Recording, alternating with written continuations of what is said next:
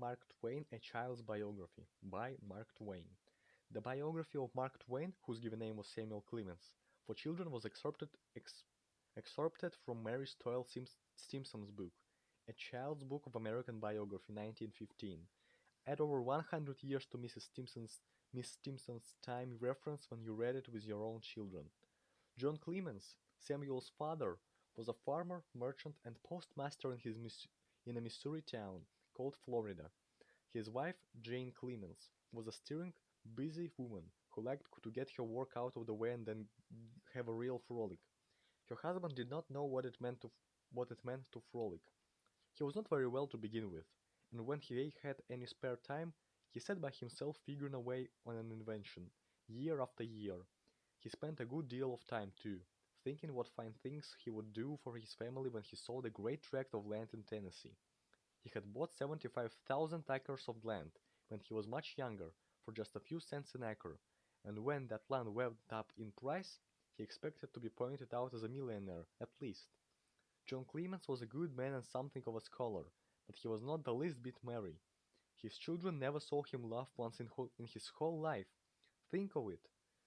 Mrs. Clemens did not like to have anyone around when she was bustling through the housework, so the six children spent the days roaming through the country, picking nuts and berries.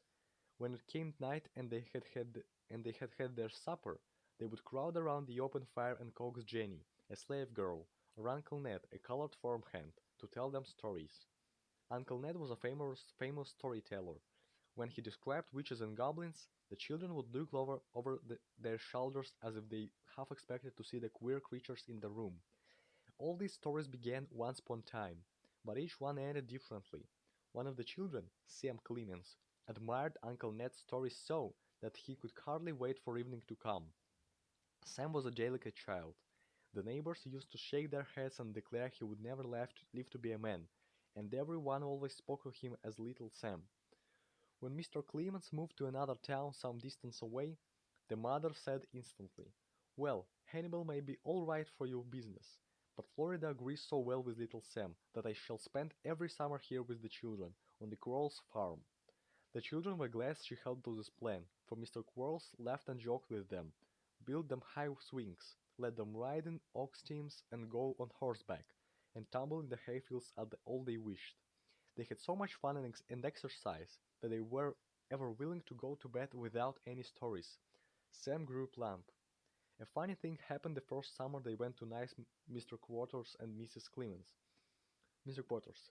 Mrs. Clemens, with the older children, the new baby, and Jenny, went on ahead in a large wagon. Sam was asleep. Mr. Clemens was to wait until he woke up and then was to carry him on horseback to join the rest. Well, as Mr. Clemens was waiting for Sam to finish his nap, he got to thinking of his invention, of his Tennessee land, and presently he saddled and bridled the horse and rode away, without him. He never thought of Sam again until his wife said, as he reached the Quarles dooryard, "Where's little Sam?" Why, he stammered, "I must have forgotten him." Of course he was ashamed of himself and hurried the man off to Hannibal on a swift horse, where Sam was found hungry and frightened, wandering through the locked house. Sam was sent to school when he was 5.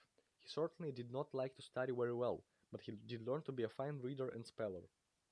At the age of 9, Sam was a good swimmer, although he came very near being drowned 3 different times while he was learning, and loved the river so that he was to be found on its shore almost any hour of the day. He longed to travel by steamer. Once he ran away and hid on board one until it was well down the river. Once he ran away and hid on board one until it was well down the river. As soon as he showed himself to the captain, he was put ashore. His father was sent for, and he received a whipping that he remembered a long time. At night he had a head rather too large for his body, and it looked even bigger because he had such a lot of waving, sandy hair. He had fine grey eyes, a slow, drawling voice, and said such droll things that the boys listened to everything he said. His two best chums were Will Bowen and John Briggs. These 3 friends could run like deer, and what time they were not fishing or swimming they usually spent in a cave which they had found. At 12 he was just careless, happy, barefoot boy, often in mischief, and only excelling in 2 things at school. He won the weekly medal for spelling, and his compositions were so funny that the teachers and pupils used to laugh till the tears came when they were read aloud. His teachers said he ought to train himself for a writer, but it did not seem for him that there was anything so noble and or desirable in this world as being a pilot, and he loved the great Mississippi River better than any place he had known or could imagine. Sam's father died, whispering, "Don't sell the Tennessee land. Hold on to it, and you will all be rich." After his death, Sam learned the printer's trade. He was very quick in setting type and accurate, so that he soon helped his older brother start a newspaper. He worked with his brother until he was 18, and then he told his mother that he wanted to start out for himself in the world. Jane Clemens loved him dearly and hated to part with him, but when she saw his heart was set on going, she took up a testament and said, "Well, Sam, you might try it, but I want you to take hold of this book and make me a promise. I want you to repeat after me these words.